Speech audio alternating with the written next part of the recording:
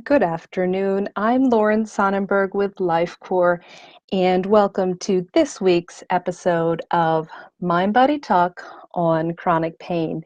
And today we're going to be talking about what you need to know about carpal tunnel syndrome. So, there are plenty of people who, with their jobs, have repetitive hand or wrist motion who never get carpal tunnel syndrome. And then there are people who do. And there may even be people who aren't at a job where they have repetitive hand or wrist movement and yet also get carpal tunnel syndrome. So there seems to be, at first glance, no commonality, no rhyme or reason.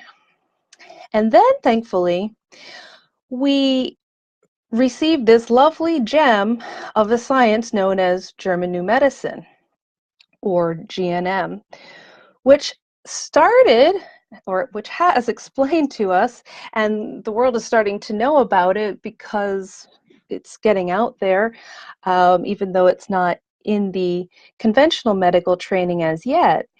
And what we're seeing then is we see what the factors are that are consistently involved. And when we're talking about something like carpal tunnel syndrome, we see that there's an actual,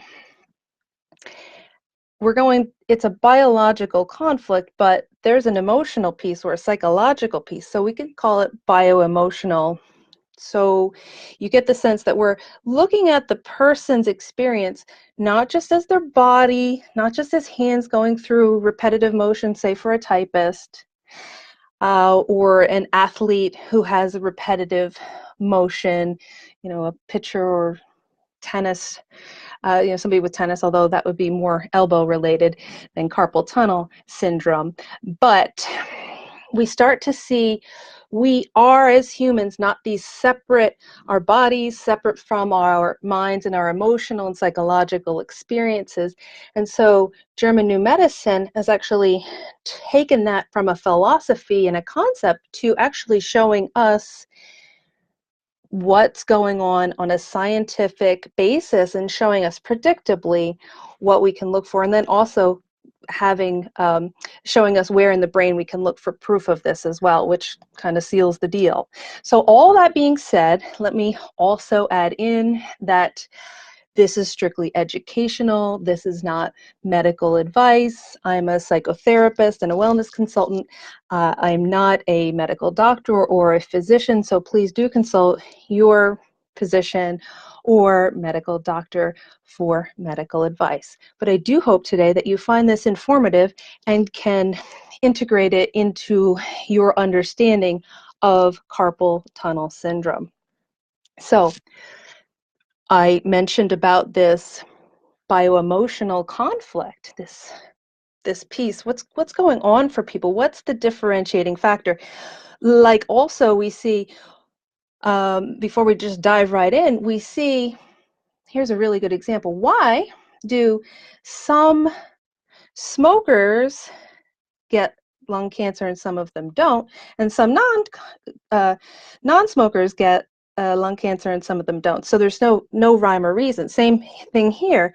What is the connecting factor? And it is this emotional piece, this biological or bioemotional conflict. And in this case, in the case of carpal tunnel, we're looking at a dexterity conflict. So that's the biological conflict. And the emotional or psychological piece that goes along with that. So failing at a task, a manual task, or a performance having to do with the hands. So of course, musicians, many times, like people who play the guitar, or pianists, organ players, many instruments obviously use their hands for the performance. Athletes, people who have to use their hands a lot, surgeons, dentists, dental hygienists, doctors. Oh, we already talked about surgeons. Trying to think of who else. that I might not have covered. Oh, jewelers, people have to do finely detailed work. And you could even see somebody who is doing some kind of needlework, very finely detailed, and you have to be precise with the use of your hands. You have to have dexterity. Okay. Now, those people who have that kind of repetitive use of their hands or frequent use of their hands are going to be more prone to experiencing dexterity conflicts. Certainly not everybody who does those have them. And it's the emotional piece that gets involved. And what we also see is sometimes more of a figurative dexterity conflict as well. As I'm not handling this well. Maybe it's a project at work. I'm not handling it well. Maybe I don't feel like I'm getting it done fast enough, or even maybe just not typing fast enough. Hand-eye coordination. I'm looking here and I'm trying to type here. And I'm not sure if I can handle this. Now that's the first part. That's the initiating part of this experience. At this point, there's you haven't gotten to the place where you're going to have the pain. You might not even know that this is going on, or it hasn't registered at this point. So then, what happens? While we're conflict active, and here's where we have our chart. This is a chart. It's my sketched out version of Dr. Hammer's German New Medicine chart of here we are going along with our regular old cycle, and here we have our dexterity conflict. In this case, it could be any conflict, but today that's what we're talking about. And then we start going through this conflict activity before we have conflict resolution. So, assuming we do have conflict resolution. So we're going along. What's happening then biologically? So this dexterity conflict falls under the umbrella of self-devaluation conflicts, which I've talked about in other videos. If you want to learn more about it, message me and I'll connect you to those. And with those, in some way, we feel not good enough, feel like we failed in some way, feel maybe we're put down about our work. Maybe the coach yelled at the person at the athlete who didn't do well with their, pitching or catching or whatever it may be. Maybe it's my artwork used to be good and now I'm just not coming up with really good work. And so while that conflict's active, what is happening on the biological level with self-devaluation conflicts, depending upon how intense it is, will dictate whether or not the bones and joints are involved, which will be the more intense self-devaluation conflicts. And then for lighter self-devaluation conflicts, we see more ligaments and tendons, connective tissue. So here we go. Sorry. When that's occurring on either level, intensely or more light, what we have are loss of cells in those parts of the body that are involved. So a very microscopic breakdown, loss of necrosis of cells. You probably don't even know it. Okay. Now you start to resolve your conflict. If the resolution of this conflict comes about, that's when we enter into that healing phase, okay? And swelling starts to occur. In this part here, we see swelling occur in this healing phase. We have an increased blood flow to that region of the body to bring the nutrients and the everything that's needed to repair those cells and to make that part of the body stronger than it ever was before. That is the biological function. German New Medicine is all about functionality. Why do we go through these quote-unquote disease processes? And of course, German New Medicine tells us there's nothing broken.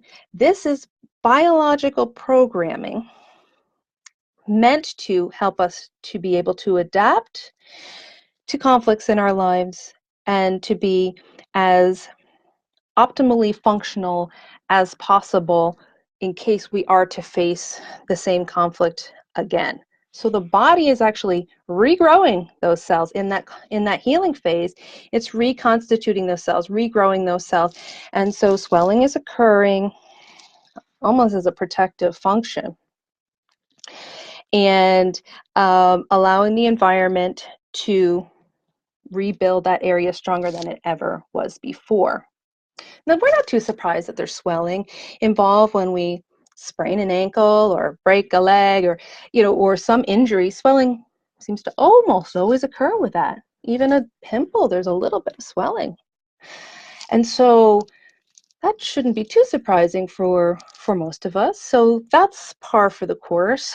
And what happens, you have that part of the hand where you have that tunnel, that carpal tunnel. You could see it better if we had a cross section and you could just kind of see there's a little tunnel that goes back through, but we don't, so you should have to pretend.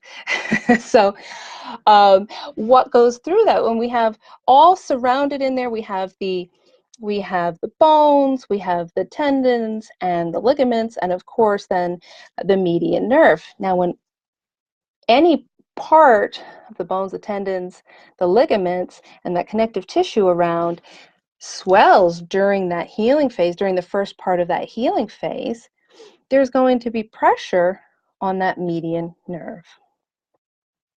Pain, numbness, tingling.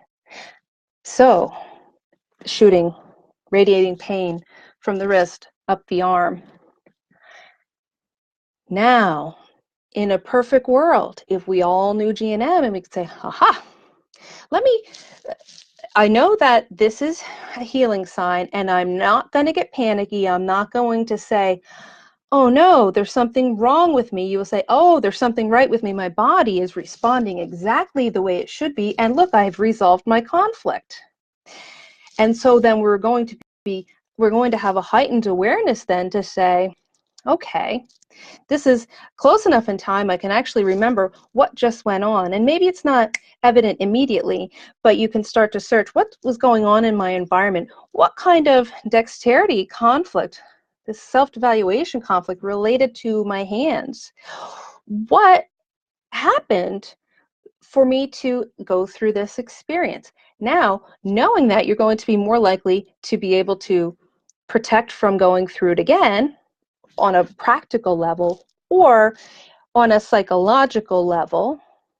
And for some people, this may require some kind of therapy to work through whatever issue they have going on. Because of course, and this goes beyond German New Medicine, when we have issues that we're experiencing in the physical world, whether it's around us or in our actual physical body, it's normally a reflection of, well, it's almost always a reflection of something deeper within. Now, we're already talking about mind-body relationship with German New Medicine as a science, but on a metaphysical level, it applies as well too, although that's not necessarily what GNM's talking about, but we see the mirror of that too. So what's going on in my life? Let's really dig down and look at, why has this occurred? What's going on? How can I make myself strong enough to be able to, emotionally strong enough? My body's going to take care of the physically strong enough. How can I make myself emotionally bolstered and able to deal with this type of conflict? Do I have to look at the situation in a new way? Do I need to do some trauma resolution? And this is where I think EFT is a really great tool, which is emotional freedom techniques and tapping, which nothing to do with German New Medicine, but it's a tool I use very frequently with my clients. So we must attend to that. Now, what if we don't? Okay, so a couple of things could happen. One, you're in the healing, now the issue may come up again. So then the healing is interrupted, and then it may even reduce your experience of the symptoms, and then you go right back into these symptoms and they flare up. Okay? And so that's one thing that can happen. Another thing that can happen is even if the initial conflict isn't reinitiated or re-triggered, the pain itself can become its own conflict. I have this pain. There must be something wrong with me. Oh, look, another self-devaluation conflict.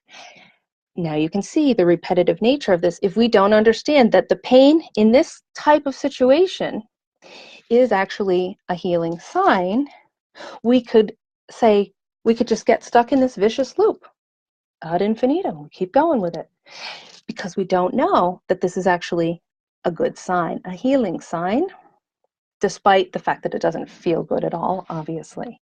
But that's another piece, that's another psychological piece we have to kind of rewire, is getting over, it really is a limiting belief, because everybody, since GNM didn't come out until the early 80s, and still most people don't know about it, everybody grew up thinking pain bad. So we don't know that in some instances, this pain could be actually a really good sign of healing. So there's that reprogramming and getting past the limiting beliefs of, this can't be a healing sign. It doesn't normally happen overnight for people. It's normally a bit of a process. And it becomes this, sometimes it's pretty challenging to unravel it, because if people have had this for a while, lots of layers can get tangled into all of this. Even if you're totally new to GNM, you can probably see how this becomes quite easily a vicious cycle. So then the other thing that can occur, and there are still other things yet, but the other thing that can occur is a combination of re-triggering of the old conflict and kind of getting stuck in this hanging healing, as they call it, coupled with this conflict about the pain, self-devaluation. Oh, look, see, my body's getting worse. My body's getting worse. And so things just compound then. They can. And so what do people do? Well, I guess some people end up going for surgery. Obviously people wear wrist splints very often. And I would say, depending upon where you're at psychologically and if you're understanding GNM, it may even help a person from a psychological level to say, this is going to help me as I'm getting through this healing phase. And if it's looked at that way, it would appear that a splint or a wrist brace would actually seem to help. But if it's looked at from oh my, I have to wear this because my body's just not cooperating and it's no good, then that might be helping to keep the issue in place. So there's no good or bad here. It's just about how are we interpreting it? How are we understanding this? So then the midpoint of the healing, we get rid of that excess fluid in there, and then it just continues on with the rest of the healing process to normalize and get you back to what would be considered normal functioning. So that is the bulk of what I wanted to cover today. It's actually all of what I wanted to cover for carpal tunnel syndrome today. And so I'm sure there are finer details and questions that people may want to ask, or something I said today that makes you curious to ask a question. Feel free to put something in the comments or to message me. You could also, if you're dealing with any chronic pain or carpal tunnel syndrome specifically as well, you can join my free chronic pain mind-body empowerment group. The link is in the text above the video. And if you need a wellness consultation, I offer a free 15-minute wellness consultation. I'd be happy to chat with you, answer any questions you may have. And if you're looking to work with somebody who understands the mind-body experience and chronic pain, the mind-body connection and chronic pain, I can see how I can help you as well too. So really, thank you so much for tuning in. Even if you're seeing this on the replay, I hope that you found it helpful, and I will look forward to seeing you next week on Mind Body Talk on Chronic Pain. Take care now. Bye-bye.